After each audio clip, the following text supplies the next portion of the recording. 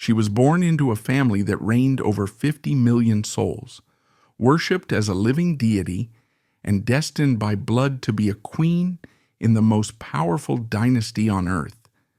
Yet, she ended up a stateless refugee, banned from her own homeland by law and forced to hide in a freezing cellar while the world burned around her. Her name, Archduchess Rosa.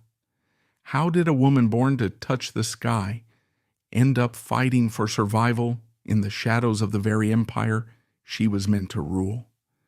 That shattering was inevitable. Rosa was crushed between two worlds that could never be reconciled: the world she was born into and the world she was forced to join. To truly grasp the magnitude of her fall, we must first measure the dizzying height of the pedestal upon which she was born. The year is 1906. The place is the Austro-Hungarian Empire. It is impossible for us, living in our fractured modern world, to truly grasp the scale of this empire. It was the second largest country in Europe, surpassed only by Russia. It was not merely a nation, it was a universe unto itself. Within its borders lived 50 million souls, speaking a dozen different languages: German, Hungarian, Czech, Polish, Croatian, Italian. They worshipped in Catholic cathedrals, Protestant churches, Jewish synagogues, and Muslim mosques. And yet this chaotic, vibrant, impossible mosaic was held together by two things: the Blue Danube River and loyalty to one old man, Emperor Franz Joseph I. By the time Rosa was born, he had sat on the throne for nearly 60 years. He was more than a monarch. He was a living institution. He was the old gentleman of Schönbrunn. He rose every morning at 4 a.m., sleeping on a simple soldier's cot, working through mountains of paperwork by candlelight. He was the grandfather of the empire, the glue that kept the cracks from spreading. For the family, the House of Habsburg-Lorraine, life was a performance of divine duty. They believed, with absolute sincerity, that they were chosen by God to rule. This wasn't arrogance in the modern sense. It was a burden of heritage. They carried the weight of 600 years of history. It was into this atmosphere of heavy ancient gold that Rosa entered the world. But it was an atmosphere that was already growing stale. If you listened closely in 1906, beneath the strains of the waltz, you could hear the rumbling. Nationalism was rising. The Serbs, the Czechs, the Hungarians, they were all clamoring for autonomy. The Industrial Revolution was creating a new class of workers who didn't care about archdukes. The empire was like a magnificent porcelain vase. From a distance, it looked solid, eternal, beautiful. But up close, it was covered in millions of tiny hairline fractures. One strong blow, just one, would shatter it into dust. Rosa was born 5 minutes before midnight. She was the child of the twilight. Within the vast Habsburg family tree, Rosa belonged to a very specific, very proud limb, the Tuscan branch. Historically, her ancestors had ruled the Grand Duchy of Tuscany in Italy. They had reigned from Florence, surrounded by the art of the Renaissance, breathing the air of Dante and Michelangelo. But the unification of Italy in the 19th century had cost them their throne.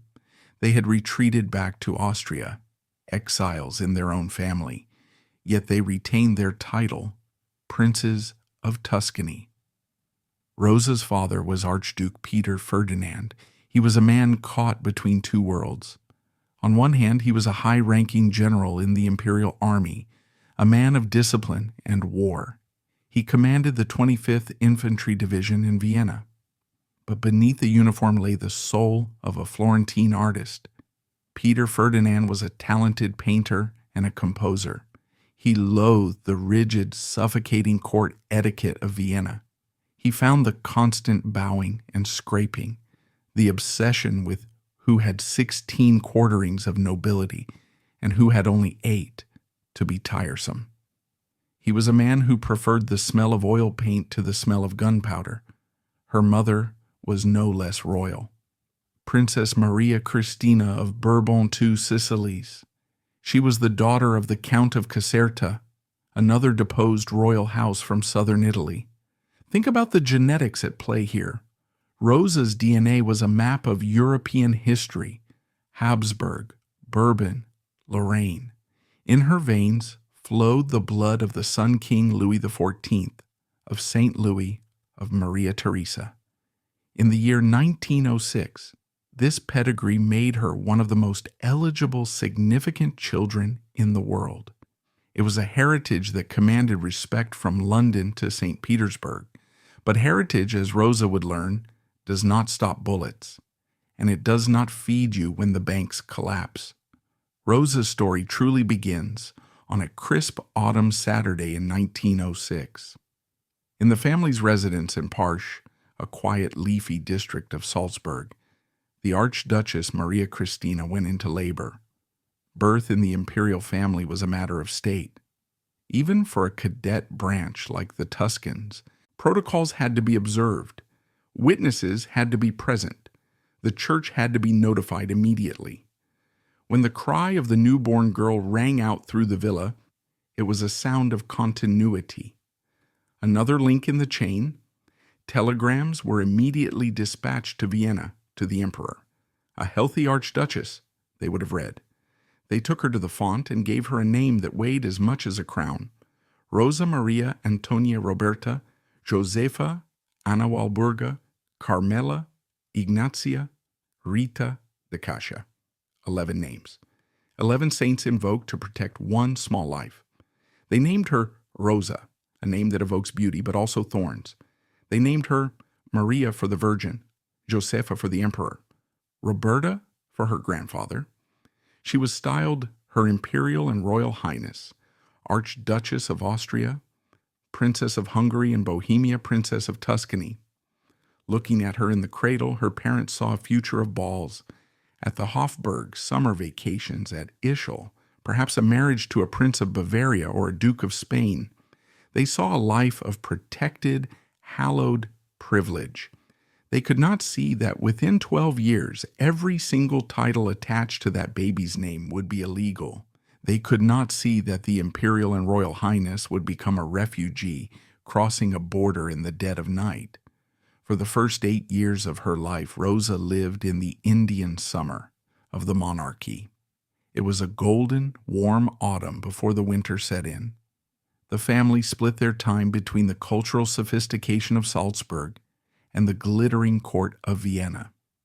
For little Rosa, life was a series of rituals.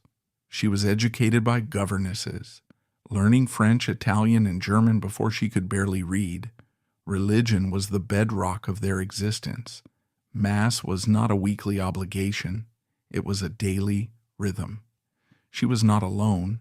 She had an older sister, Helena, born 3 years earlier. Helena was the bold one, the leader. Rosa, quieter, more observant, trailed in her wake. There were also her brothers, Georg and Gottfried. They lived within the strict confines of the Spanish court etiquette. Even as children, they had to learn how to enter a room, how to address their elders, not as uncle or aunt, but by their titles. They were taught that they were different, not better perhaps. Their Catholicism taught them humility, but set apart. They belonged to Austria, and Austria belonged to them. But children are intuitive. They pick up on the anxieties of their parents, and the dinner table conversations in the Archduke's household were becoming darker. Her father, Peter Ferdinand, was deeply worried. As a military man, he saw the arms race consuming Europe. Germany was building battleships. Russia was massing troops. France was thirsting for revenge. The Archduke would often retreat to his painting studio, perhaps trying to capture the beauty of a world he sensed was fragile. Vienna itself was a city of schizophrenia. Inside the Ringstrasse, it was all Freud, Mahler, Klimt, an explosion of art and psychology. But in the slums, poverty was rampant. And in the shadowy corners of the city, a failed young artist named Adolf Hitler was living in a homeless shelter, soaking in the anti-Semitism and rage that would one day come back to haunt Rosa's life in ways she could never imagine. Rosa was merely a child, playing with her dolls in the gardens of Salzburg. But the storm clouds were gathering over the mountains. The barometer was falling. The storm finally broke just as Rosa was approaching her 8th birthday. On a sunny Sunday morning in June 1914, a Serbian nationalist named Gavrilo Princip stepped onto the running board of a car in Sarajevo and fired 2 shots. The news reached Salzburg by telegraph. Archduke Franz Ferdinand, the heir to the throne, the man who was supposed to take over from the old emperor and modernize the realm, was dead. For the world, this was a political crisis. For Rosa, it was a family funeral. Uncle Franz was gone, but more terrifying was the reaction of her father. For the first time, the artist was put away, and the general emerged. The mobilization orders came. The great machine of the empire, rusty and creaking, began to grind into motion. The propaganda promised a short war. Home before the leaves fall, they said. It was a lie that would cost 10 million lives. Rosa watched her father leave for the front. She watched the servants weep. She watched the lights in the palace dim, literally and metaphorically. The golden age was over. The age of steel had begun. For the 8-year-old Archduchess, the nursery door had closed, and the door to a terrifying new reality had blown open. She was no longer just a child. She was a daughter of a nation at war. And as the guns of August began to thunder, the countdown to the end of her world had officially started. War, for a child of the imperial house, was a strange, suffocating abstraction. It was not mud and blood, not at first. It was silence. It was the absence of fathers. It was the hushed whispers of mothers reading newspapers with trembling hands. For 8-year-old Rosa, the world of 1914 shrank rapidly. The balls stopped. The music stopped. The servants, once plentiful, began to disappear. The men drafted to the front, the women leaving for factories. The palace in Salzburg, once a playground, became a waiting room for news that everyone terrified would be bad. Her father, Archduke Peter Ferdinand, was commanding the 25th Infantry Division. He was fighting the Russians in Galicia, a brutal, freezing front of endless plains and primitive warfare. Rosa's mother, Archduchess Maria Christina, did what royal women were bred to do. She organized. She turned parts of their residences into convalescent wards. Rosa and her sister Helena were taken to visit hospitals. Imagine the shock for a girl raised in the hermetically sealed aesthetic of the Baroque court. Suddenly, she was staring into the faces of men who had seen the mouth of hell. She saw the gangrene, the shell shock, the broken bodies of the men who had shouted, "Long live the Emperor," only months before. This was Rosa's first lesson in the price of her family's power. The grandeur of the Habsburg name was paid for in the blood of these peasant boys from Tyrol and Croatia. It was a lesson that would strip away the innocence of her childhood forever. As the war ground on into 1916, turning into a stalemate of horror, food became scarce. But the empire held on because the emperor held on. Then on a cold November night, the unthinkable happened. The old gentleman of Schönbrunn closed his eyes for the last time. Rosa, now 10 years old, was brought to Vienna for the funeral. It was perhaps the last great spectacle of the old Europe. It was a funeral not just for a man, but for an entire concept of government. She stood in the freezing cold, dressed in black mourning crepe, watching the hearse pass. The silence of the crowd was heavier than any scream. The crown passed to her cousin, the young Archduke Karl, Emperor Karl I. He was young, handsome, and desperate for peace, but he was inheriting a corpse. The empire was starving. The blockade by the Allied powers was tightening the noose around Austria's neck. For Rosa, The death of Franz Joseph was the moment the safety net snapped. The magical protection of the grandfather emperor was gone. Now, they were on their own. By the following year, the turnip winter had set in. We often assume that royalty is immune to the suffering of the people. While it is true that Rosa did not starve in the way the slum dwellers of Vienna starved, the reality of the blockade penetrated even the palace walls. Coal was rationed. The grand heating systems of the palaces were shut down. Rosa and her siblings slept under piles of heavy rugs, waking up to frost on the inside of their windows. The silver platters were still served by servants in livery, but the portions on them grew smaller and smaller. Bread was mixed with sawdust to make the flour last. The psychological toll was immense. Outside the gates, the people were beginning to mutter. They looked at the passing royal carriages not with awe, but with hunger-fueled rage. Why do they have shoes when we have rags? Why do they have coal when our babies are freezing? Her father, relieved of his command due to political shifting within the army high command, was back home. But he was a broken man. He watched the news from Russia, the Tsar overthrown, the Bolsheviks rising, the royal family arrested. He knew with a chilling certainty that the contagion of revolution was spreading west. Rosa watched her parents whispering in corners, hiding jewelry, burning papers. She sensed the terror. The empire wasn't just losing a war, it was dissolving from the inside out. The end of the world finally arrived in November 1918. The military front collapsed. The different nations of the empire, Hungary, Czechoslovakia, Poland, declared independence one by one. The Emperor Karl, isolated and powerless, was forced to renounce participation in the government. He did not formally abdicate, hoping to save the crown, but the tide of history did not care about technicalities. On November 12th, the Republic of German Austria was proclaimed. The new republic was born in fear that the Habsburgs would try to return, fear of the old power. And so, in 1919, they passed the infamous Habsburger Gesetz, the Habsburg Law. It was a decree of banishment.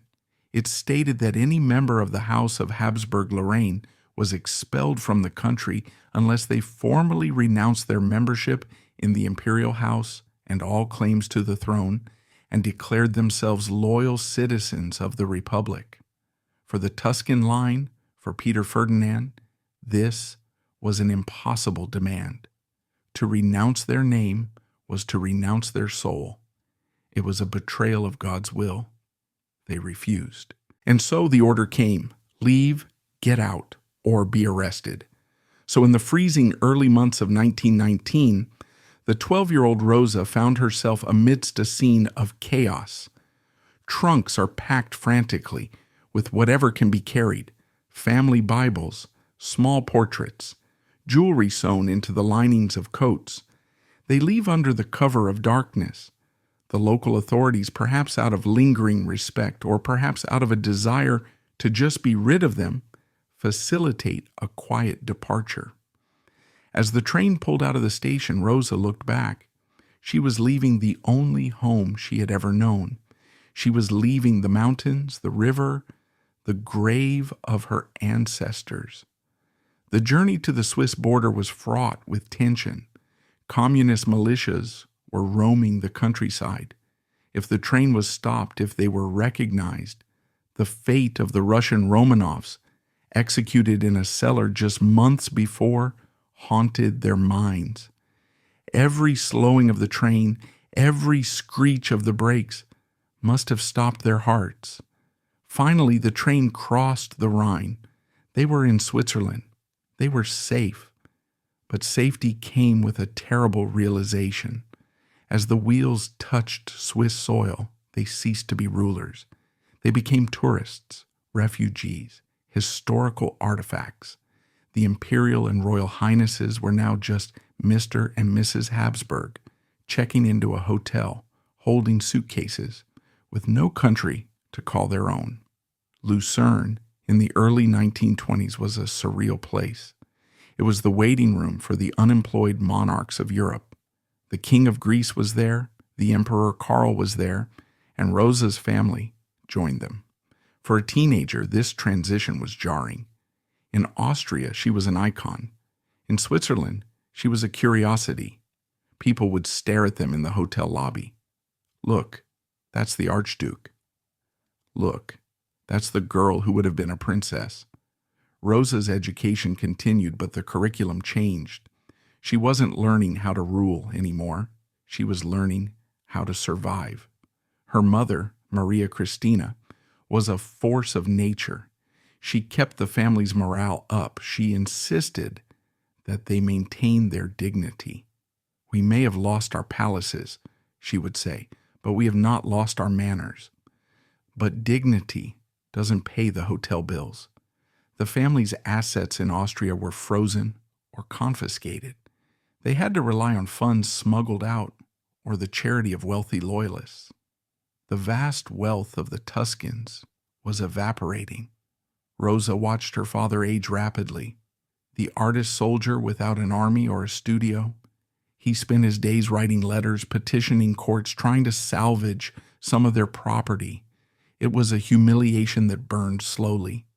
And yet in this crucible of exile, Rosa forged a bond with her siblings that was unbreakable, specifically with her sister, Helena. Helena was the hope. If the family could not regain their throne, they could at least regain their standing through marriage. In the world of exiled royalty, marriage was the only currency left. As the 1920s dawned, the family began to look for allies. They looked north, to Germany, to another fallen house that still held immense wealth and prestige, the House of Württemberg. Little did Rosa know her sister's destiny and her own was waiting for them in a German castle, a destiny that would involve love, death, and a macabre duty that would define the rest of Rosa's life. As the Hotel of Fallen Kings in Switzerland became suffocating, Rosa's parents realized a hard truth. The Austrian throne was gone. The only way to survive was to graft their branch onto a tree that was still standing. Enter the House of Württemberg. The Württembergs were German royalty. Like the Habsburgs, they had lost their crown in 1918. But unlike the Habsburgs, they had not lost their money. The German nobility had managed to strike a deal with the Weimar Republic. They kept their castles, their vast forests, their vineyards, and their industries. They were private citizens with the bank accounts of emperors. For Rosa's impoverished family, an alliance with Württemberg wasn't just a marriage, it was a lifeline. The target of this alliance was Rosa's older sister, Archduchess Helena. At 20, Helena was the jewel of the family, vivacious, beautiful, and possessing that specific Habsburg charm that could melt even the stiffest protocol. Philipp Albrecht, the heir to the Württemberg fortune, was captivated. It was a perfect match on paper, both Catholic, both royal, both conservative. It was a union designed to preserve the old order against the chaos of the modern world. Rosa, then 16, watched from the sidelines. She was the younger sister, the shadow to Helena's light.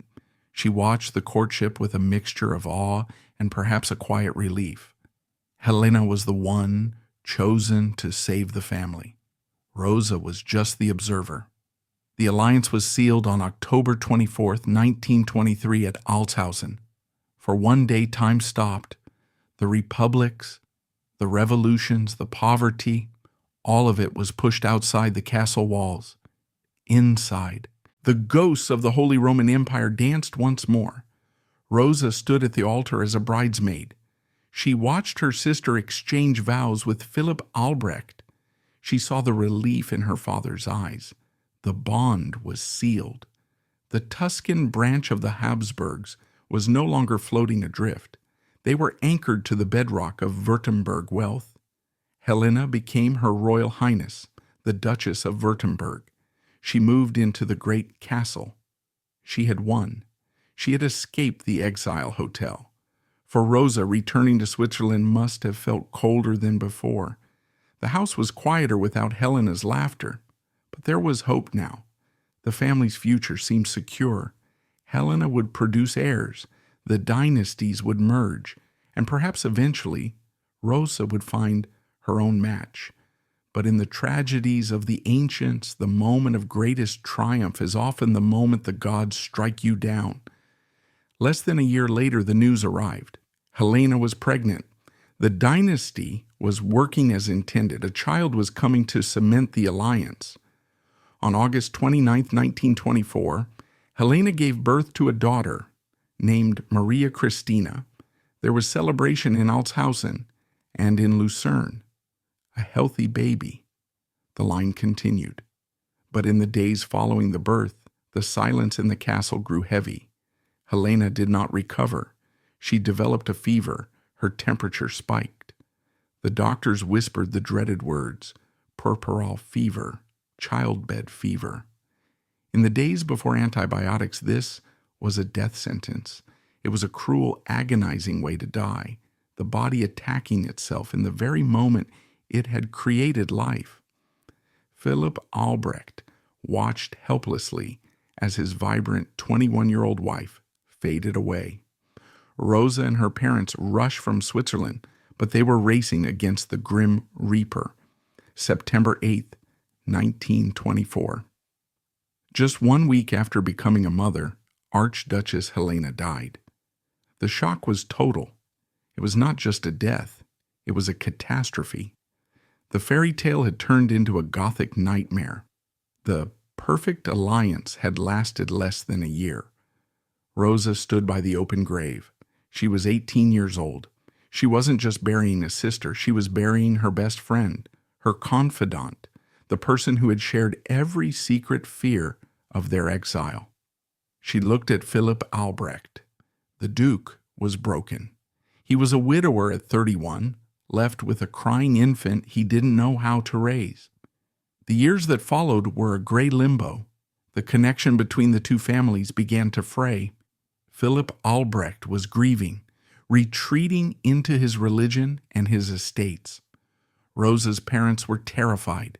If Philippe remarried a woman from another house, perhaps a Bavarian princess or a Saxon duchess, the Habsburg Tuscan link would be severed.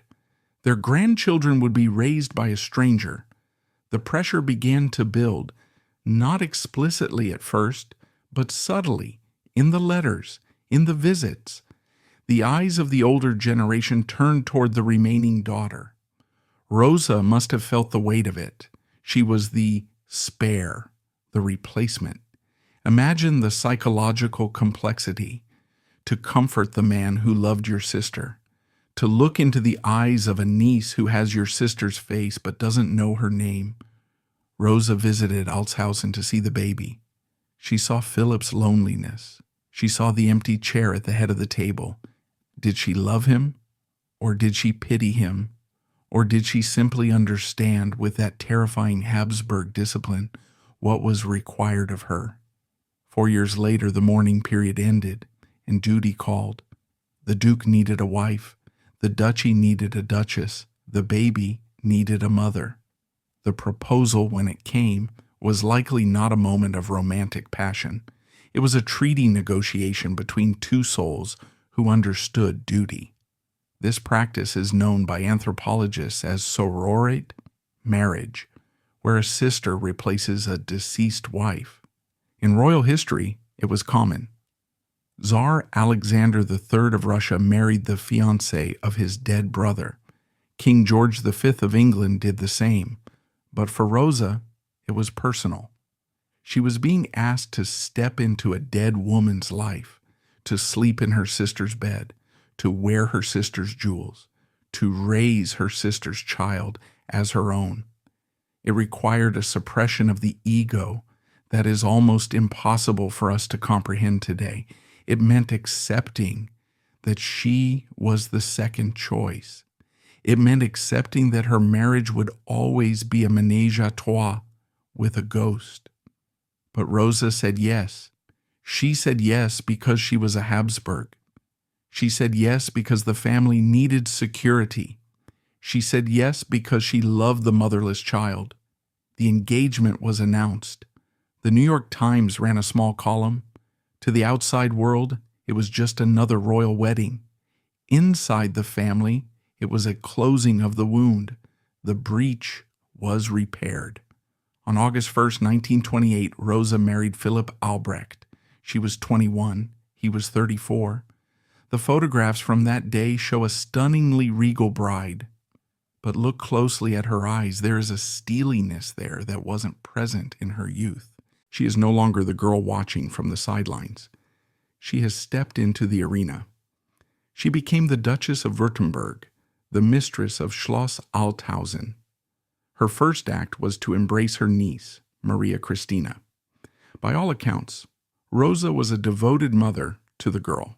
She never made a distinction between Helena's child and the children she would later have herself. She healed the trauma of that little girl's life with her own presence, and she was good at it. Rosa found that she possessed a strength her sister might never have needed. She had an administrative mind. She had a quiet fortitude. She stabilized Philip, who had been drifting in grief. She turned the gloomy castle back into a home. In the years that followed, Rosa gave birth to 2 sons and 4 daughters of her own. The nursery was full again. The dynasty was secure.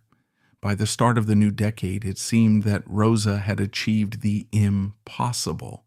She had turned a tragedy into a triumph. She had secured a safe harbor for her family.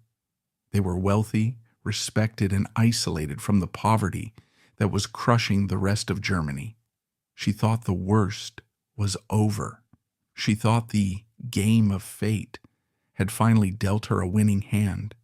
But while Rosa was rebuilding her family inside the castle walls, outside, the Weimar Republic was dying.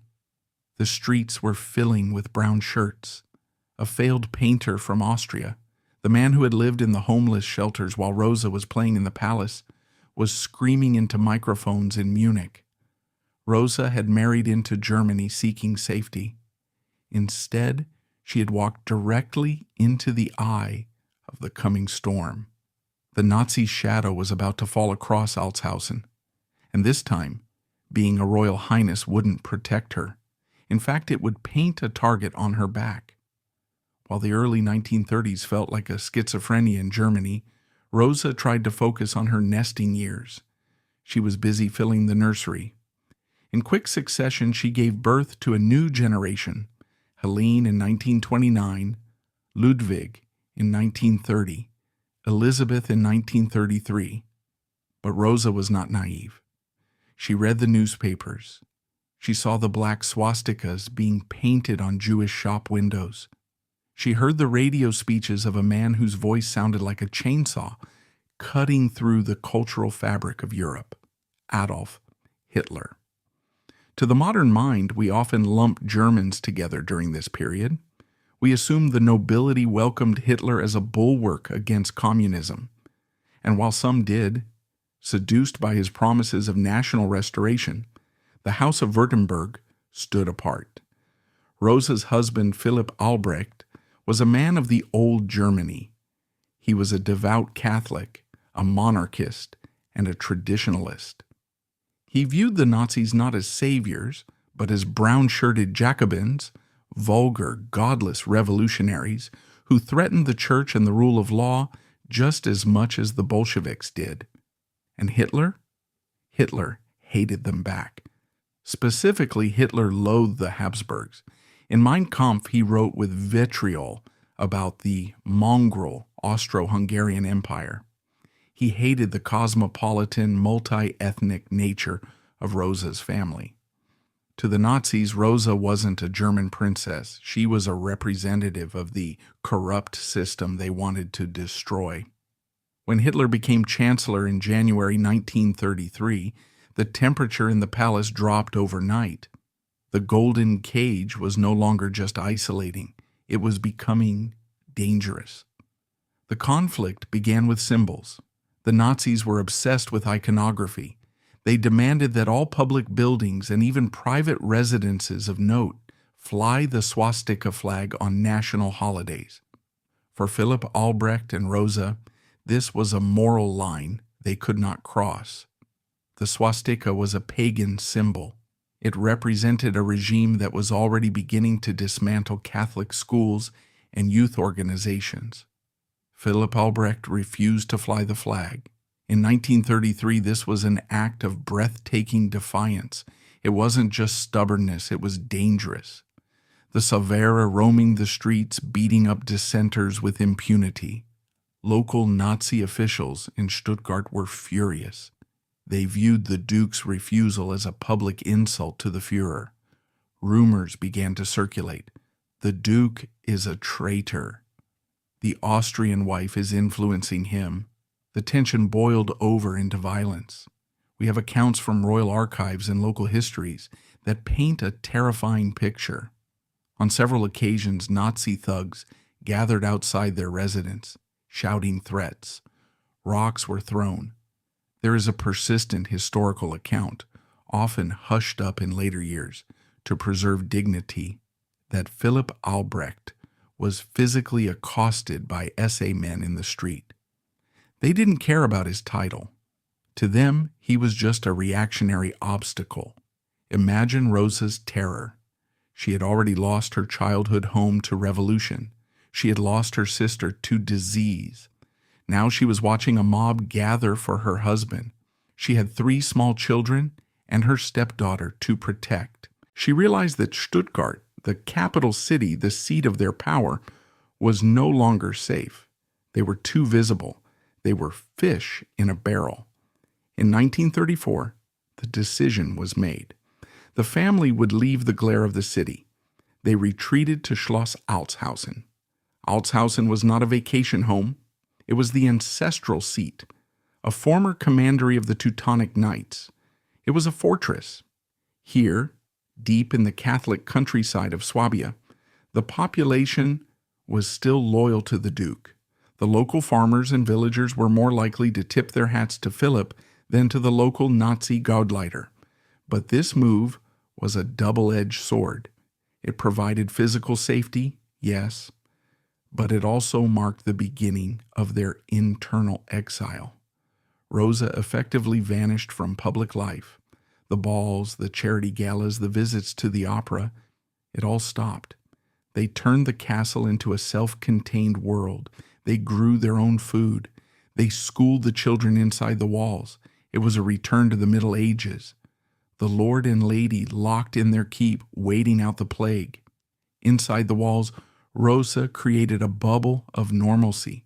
She taught the children catechism, history, and languages. She insisted on speaking French and English, languages the Nazis considered enemy tongues. It was a quiet form of resistance. She was inoculating her children against the poison being taught in the state schools outside. But the poison was seeping in. The servants had to be vetted. Who was a spy? The postman, did he open their mail? Every phone call was assumed to be wiretapped by the Gestapo.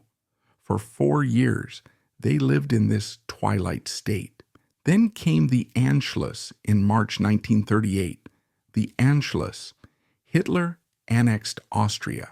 For the world, it was a geopolitical crisis. For Rosa, it was a funeral for her soul. She watched the newsreels of Hitler driving triumphantly into Vienna, the city of her ancestors, the city of Franz Joseph. She saw him stand on the balcony of the Habsburg Palace, the very balcony her family had stood on for centuries, and proclaim the end of Austria. The Nazis didn't just take the land, they took the name. Austria was abolished. It became the Ostmark.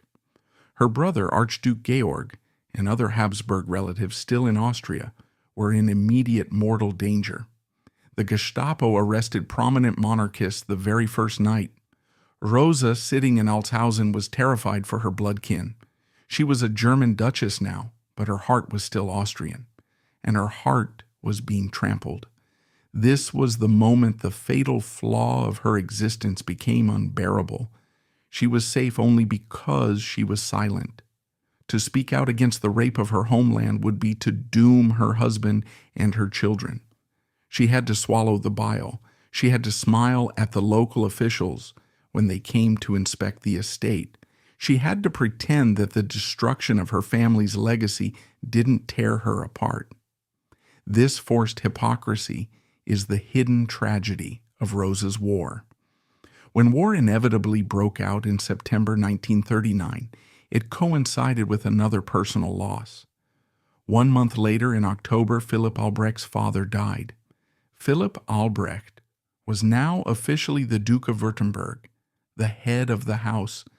In any other era, this would be a moment of great ceremony. The king is dead, long live the king. But the Third Reich did not recognize kings. The Nazi authorities refused to acknowledge his title. To them, he was just Herr Württemberg. They made it clear the House of Württemberg was tolerated only as long as they remained invisible. Any attempt to exercise political influence, any attempt to rally the Catholic population, would be met with severe measures. That was code for Dachau. Rosa was now the duchess of a non-existent duchy, a queen without a crown. They were alone. Their royal cousins in England were now enemies. Their relatives in Austria were living in fear. The networks of European royalty that had sustained them for decades were severed by the front lines of World War II. As the winter of 1939 set in, Rosa looked at her children. Karl, the heir, was just 3 years old. She realized that her job was no longer to uphold a legacy. It was simply to keep them alive. The war had come to their doorstep. The castle was no longer a symbol of power. It was a lifeboat in a hurricane. And the hurricane was just beginning. 1940. Europe had fallen into the abyss. Poland was gone. France was falling. The swastika flew from the Pyrenees to the Vistula. For the world, this was the time of the Blitzkrieg, the lightning war. But for Rosa, inside the walls of Schloss Altshausen, it was a time of suffocation. The war wasn't a series of battles. It was a slow tightening noose. The glamour of royalty had evaporated completely. The castle, once a place of warmth and servants, became a freezing cavern. Most of the male staff had been conscripted into the Wehrmacht. Coal was strictly rationed. Rosa, the granddaughter of emperors, found herself in a situation that would have been unimaginable to her ancestors. She was counting potatoes. She was mending her children's clothes because new fabric was impossible to buy without coupons she didn't have. But the physical hardships were nothing compared to the psychological terror. The internal exile had turned into a silent siege. The Nazis had eyes everywhere. The local village leader, the postman, the delivery boy, anyone could be an informant. Rosa knew that her family was living on borrowed time. The regime tolerated the old nobility for now because they needed stability during the war. But Hitler had made no secret of his plans. After the final victory, the aristocracy would be liquidated. They were the reactionaries, the garbage of history. Rosa wasn't just raising her children, she was hiding them. She was keeping them low, quiet, and invisible, hoping the monster would pass them by. Her anxiety was compounded by her blood. Rosa was a Habsburg, and the Habsburgs were not behaving. Her brother Archduke Georg was a problem. Unlike the cautious Württembergs, Georg was more vocal. There were rumors, whispers that traveled through the royal grapevine that he was in contact with resistance circles in Austria, that he was looking for a way to restore the monarchy if Hitler fell. Every time Rosa heard a rumor about her brother, her heart must have stopped. In the Nazi system of justice, there was a concept called Sippenhaft, kin liability. If a brother committed treason, the sister could be arrested. The entire family could be sent to the camps. Rosa had to love her brother from a distance, while terrified that his bravery would be her children's death sentence. She had to perform a terrifying high-wire act, disavowing politics publicly while praying for the regime's collapse privately. The war arrived at Rosa's doorstep in 1943 as the Allies ruled the skies, and the war came to Rosa's doorstep. Schloss Altschausen is located only a short distance from the city of Friedrichshafen. To us, it's a beautiful lakeside town. To the Allied Bomber Command, it was a primary target. It was the home of the Zeppelin Works, the Dornier Aircraft Factory, and the Maybach plant that built engines for the Tiger tanks. The nights became a torment. The air raid sirens would wail, a sound that tears through the soul. Rosa would have to wake the children.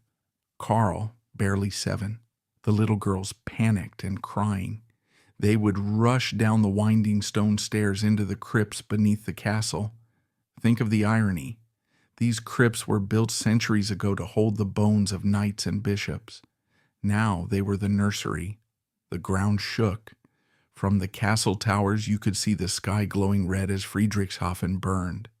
The smell of smoke would drift across the miles, a stench of burning chemicals and death. For Rosa, this was the ultimate failure of her world.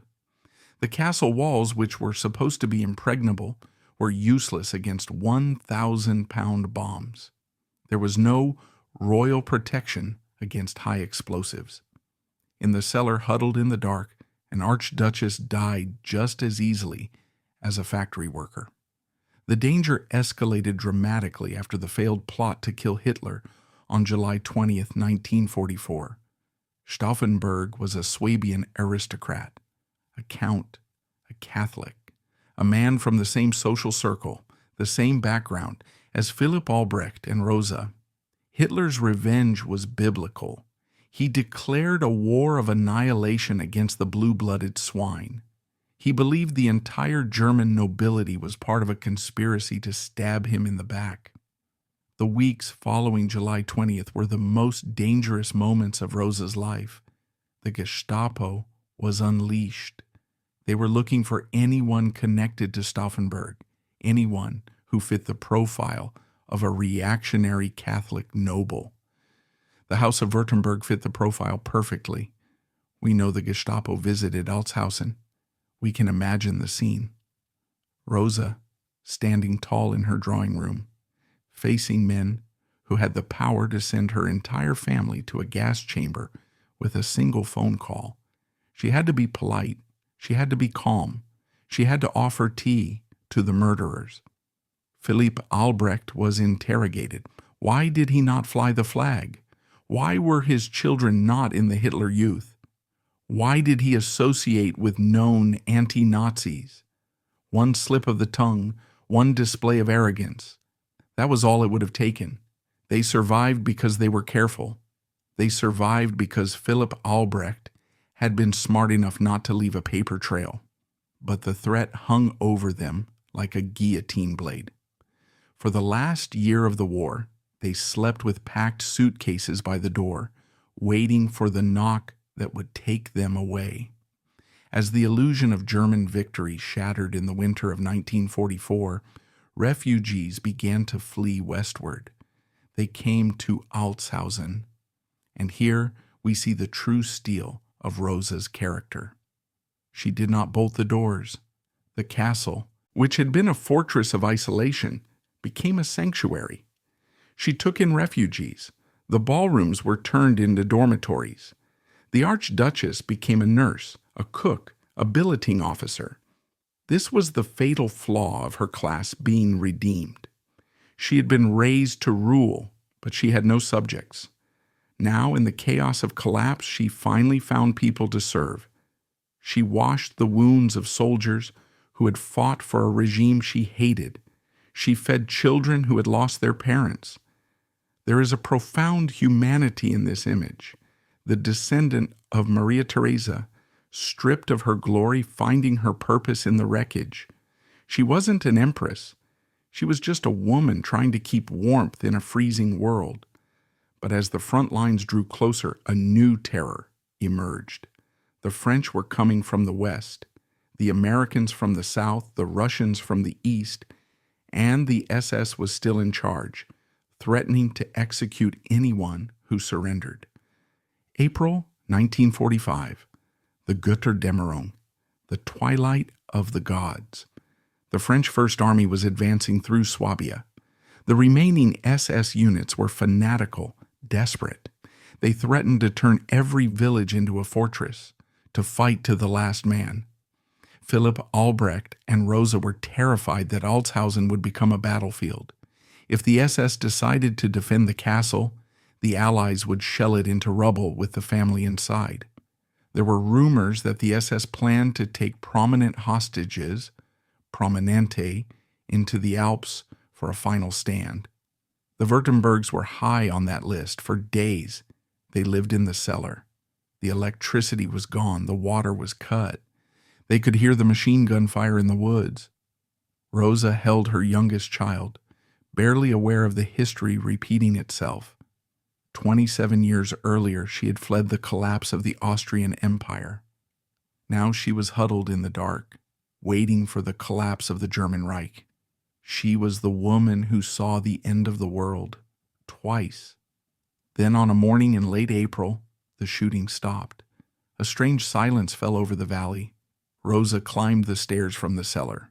She walked to the courtyard gate. The soldiers were French. The war was over. But as Rosa looked at the foreign tanks occupying her home, she felt no jubilation. There was only exhaustion and a terrifying, looming question. They had survived the Nazis. But what would come next? The world of kings and dukes was dead and buried in the rubble of 1945. What place was there for an archduchess in the atomic age? She had won the game of survival, but the prize was a world she no longer recognized. Peace, when it finally arrived in May 1945, did not bring silence. It brought a different kind of noise, the noise of occupation. For Rosa, the relief of surviving the bombing raids was instantly replaced by a new humiliation. The French army commandeered the castle. Imagine the psychological dissonance. For centuries, this building had been a sanctuary of German nobility, a place where protocol was more important than breathing.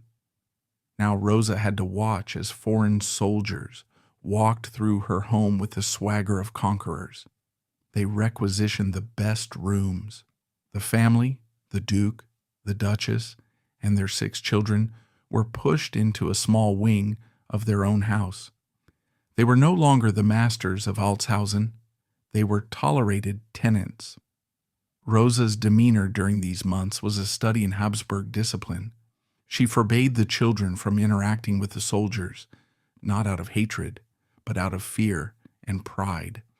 She was terrified of the fraternization that was happening all over occupied Germany. She had to negotiate for food. She had to ask permission to leave her own gates. The queen of the castle had become a prisoner in her own home, guarded not by the SS but by the liberators. It was a bitter pill. They had prayed for the Nazis to fall, but the reality of defeat was a crushing loss of sovereignty. They had survived the tyranny of Hitler only to face the tyranny of total irrelevance. As the rubble was cleared, a dangerous hope for restoration bloomed, only to be crushed in 1949. With the founding of West Germany, it was a resounding, deafening no. This was the betrayal of history. The new Germany was aggressively, unapologetically Republican. The Allies, the Americans especially, had no interest in kings. They wanted a modern capitalist democracy. The nobility was stripped of all legal privileges. They were allowed to keep their titles, but only as part of their surname. Rosa was no longer Her Imperial Highness. Legally, she was just Frau Herzogin von Württemberg, a citizen, 1 vote just like her gardener. This realization hit Rosa harder than the war. The war was a physical threat. This was an existential erasure. The world she had been bred for, the world she had suffered to preserve, was not just paused, it was deleted. She realized that her children would not be princes and princesses in the old sense. They would be museum exhibits, relics. The realization was a quiet tragedy. There was no guillotine, no revolution, just a bureaucratic shrugging of shoulders. The world simply moved on and left them behind. While Germany began its economic miracle in the 1950s, the House of Württemberg faced a private crisis. They were land rich but cash poor. The war had devastated their forests. Their investments were wiped out. The castle was crumbling, the roof leaking, the heating systems destroyed. We often forget that royalty needs money to be royal. Without the state income, without the tax exemptions of the old empire, maintaining a Baroque palace is a financial nightmare. There were moments in the early 1950s when the family was genuinely struggling. They had to sell timber, sell land, sell art. Rosa, the woman who had grown up in the Hofburg, found herself worrying about the price of heating oil. This was the Pyrrhic victory. They had kept their lives in their castle, but at what cost? They were slaves to the upkeep of their own legacy. Rosa took on a role she never expected, the economizer. She managed the household with ruthless efficiency. She stopped the lavish entertaining. The footmen were let go. The grand dinners became simple family meals. She was teaching her children a hard lesson. You are not special because of your blood anymore. You will only survive if you work. The tension between the old world and the new played out at the dinner table. Rosa and Philipp Albrecht were creatures of the 19th century. Their children were children of the atomic age. Their son Karl was the heir, but he wasn't being trained to lead a regiment. He was being trained to lead a corporation. Rosa watched this transformation with mixed feelings. She was proud of her son's ability to adapt, to turn the family estates into a modern business enterprise. But she also mourned what was lost. The mystique of monarchy was being traded for the business of nobility. They were becoming celebrities, branded landlords, rather than divinely appointed leaders. The media landscape had changed too. The reverent society pages were gone, replaced by the paparazzi. The rainbow press in Germany began to treat the royals like soap opera stars. Rosa hated it. She possessed the fierce privacy of the Habsburgs. To be photographed eating, to have her children's romances speculated upon in tabloids, it was vulgar, it was a violation. She retreated further into Altshausen. She became the grande dame, a figure of respect, but also a figure of mystery. She refused interviews. She kept the gates closed. By the 1960s, Rosa had become a living anachronism. While the student radicals of 1968 rebelled against the old order, she transformed Schloss Altshausen into a fortress of memory. She became a formidable matriarch, teaching her grandchildren how to curtsy to an empress in a world that was now dancing to Elvis Presley. She insisted on silence, ceremony, and the strict manners of a vanished world. She couldn't stop the times from changing, but she could forbid the modern world from entering her dining room. The inevitable end of an era arrived in April 1975, when Philipp Albrecht died. He had been Rosa's husband for 47 years. He was the man she had married to replace her sister, the man she had stood beside through the rise of Hitler, the terror of the war, and the humiliation of the occupation. With his death, the last great link to the old world was severed. Philipp Albrecht had been a soldier in the Imperial German Army. He remembered the Kaiser. For Rosa, his death was a profound rupture. She was now the Dowager Duchess. She moved out of the main apartments of the castle, making way for her son Karl and his wife, Diane of Orleans. This transition, the changing of the guard, is the cruelest part of dynastic life. One day you are the mistress of the house, the next you are a guest. Rosa accepted it with grace, but it marked the beginning of her final withdrawal. She stepped back from public view. She left the management of the estate to her son. She began to prepare herself for her own end. In the late 1970s, Rosa watched as her son Karl transformed the House of Württemberg. Karl was a brilliant businessman. He realized that the only way to save the castle and the legacy was to run it like a corporation. He modernized the forestry operations. He invested in real estate. He turned the family name into a brand. It was a success. The family became wealthier than they had been in a century, but it was a different kind of wealth. It was earned, not inherited. For Rosa, the Archduchess born in the Hofburg, this must have been a strange victory. The divine right of kings had been replaced by the bottom line. Her family had survived, yes, but they had survived by becoming commoners with better accountants. She was proud of Karl, certainly, but she also knew that the mystical connection to God and history, the connection she had felt as a child in Vienna, was gone forever. It had been traded for solvency. By 1983, Rosa's health was failing. On September 17, 1983, Archduchess Rosa of Austria-Tuscany, Dowager Duchess of Württemberg, passed away in Friedrichshafen. She died just a few days before her 77th birthday. They buried her in the family crypt at Altshausen, next to her husband Philip and next to her sister Helena. The triangle was finally reunited in death. The two sisters and the husband they shared, the drama of 1924, the tragedy of the sororate marriage, was finally put to rest under the heavy stone of the castle floor. The newspapers ran small obituaries. Habsburg Archduchess dies. Most of the world didn't notice. The Cold War was heating up. The Berlin Wall was standing tall. The death of an old lady in Swabia seemed irrelevant. But they were wrong. Rosa's life had ended. Her myth was just being born. It was not a myth written in headlines or shouted from balconies. It was a quieter truth, whispered in the endurance of a family that refused to break. Why does the story of Rosa of Austria-Tuscany still demand to be told? She never led an army. She never signed a treaty. She never held political office. By the standards of great man history, she is a footnote. But she is something more profound than a footnote. She is a mirror. Rosa was the human embodiment of Europe's traumatic 20th century. She was born in the era of emperors and died in the era of astronauts.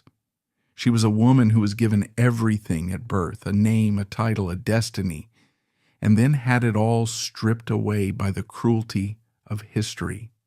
She saw her empire dismembered, her family banished, her sister killed by nature, and her home occupied by tyrants. Her heroism wasn't the heroism of the sword. It was the heroism of the spine. She stood straight when the world tried to crush her. She kept her dignity when she was labeled an enemy, a refugee, a relic. She honored the impossible duty of marrying her dead sister's husband to save her family. She sheltered her children from the Nazi poison. She rebuilt a life from the ashes of 2 world wars. The world of the Habsburgs is gone. The palaces are museums. The titles are just words on a page. But in the story of Rosa, we see the one thing that outlasts empires, wars, and revolutions: the resilience of the human spirit. She was the last waltz of the Tuscans. The music stopped a long time ago, but if you listen closely to the silence she left behind, you can still hear the rhythm of a life lived with extraordinary grace.